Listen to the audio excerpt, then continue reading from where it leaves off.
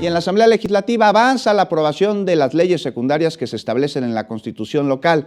Ejemplo de ello es la Ley de Alcaldías. ¿La conoce? Aquí le decimos de qué se trata. La Asamblea Legislativa aprobó la Ley de Alcaldías que cambia el régimen de delegaciones como establece la Constitución Política de la Ciudad de México.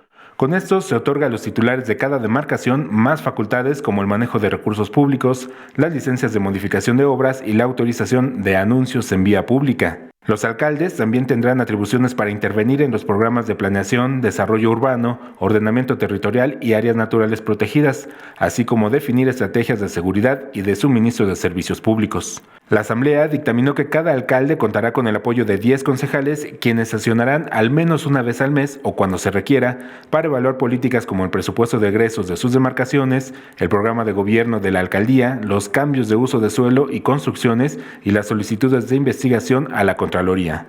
En cuanto a la remuneración que deben recibir los concejales, los grupos parlamentarios de Morena y el PRI propusieron fijar un monto de 11,000 pesos, mientras que el PRD y el PAN hicieron una propuesta de que fuera de 40,000 pesos.